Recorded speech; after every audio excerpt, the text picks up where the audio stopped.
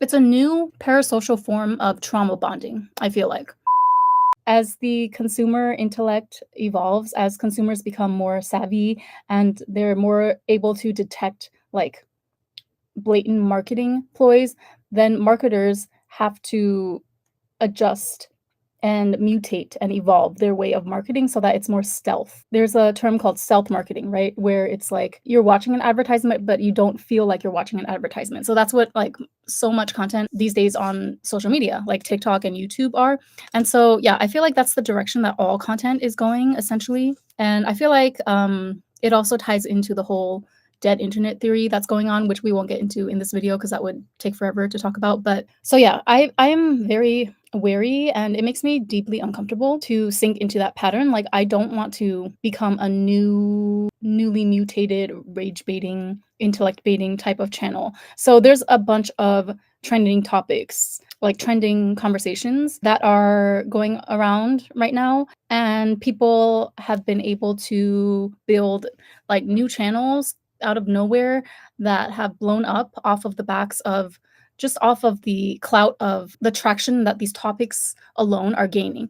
For example, the decentering men movement, anything about men in general, or one of the genres, I don't even know how to really articulate it, but those videos where people read out loud like wild Reddit stories about, oh, my husband like secretly had a mistress on the side for 20 years, things like that, whether from Reddit or like these long TikTok series, the Who the F Did I Marry series. I think it was started by Risa Tisa. And then after her series went viral about how she married like a total narcissist. I don't know if he was even a narcissist or if I think he had some legitimate type of, mental illness. But yeah, she was bamboozled by him. After her 50, 60 part series, I don't remember how many it was, went viral, a lot of other creators took to TikTok to do the same thing, to like capitalize off of the traction that format was getting.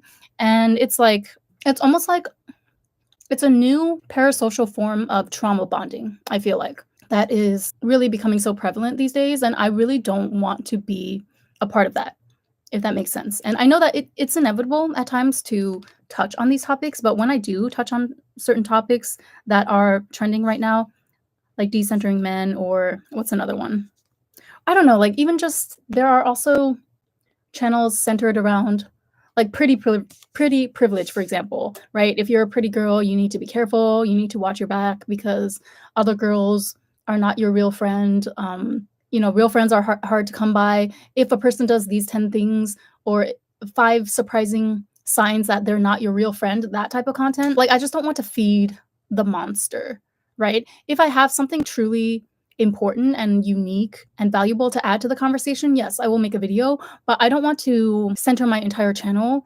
And thus, if I was a full-time content creator, that would mean centering my entire livelihood around being able to just like drum up all of this negative emotion in people all the time to get them to click on and watch my content. And I'm starting to wonder, like at this point in the game, I'm starting to wonder if I need to just let it go and do it, because I don't know, clearly the girlies that do that are winning out here. So maybe I need to like let go of this weird ethical, what's the word?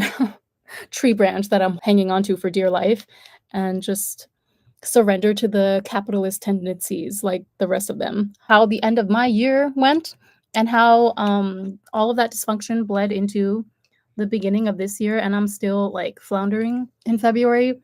I keep thinking that it cannot get any worse, and then it keeps getting worse.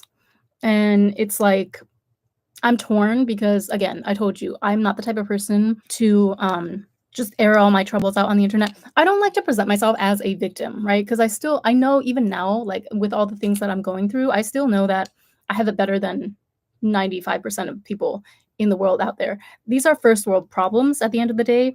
So yeah, like I don't want to even remotely give into that temptation of crafting that victim narrative for myself, because it's a slippery slope, You indulge in it a little bit. I can tell myself that, okay, let me do this a little bit for the sake of content, like I'm doing today. But today, we're gonna get to the reason why. Today, it's because I really reached the end of my rope. There was like a last straw that was pulled today that I just literally went berserk. I am reeling right now. So I wish that I was on StreamYard or something, but if I could, I would pull up that GIF of Regina George in Mean Girls when she finds out that Katie has been feeding her, like, Caltine bars, is that what it's called? Katie was lying to her that they're diet bars, but they were actually calorie packing bars for the football team or something, and so when she realized that from her boyfriend who played football telling her, she, like, just starts screaming and raging and stopping into the house. Then we get that infamous scene where she puts her own picture in the burn book. Yeah, that was me.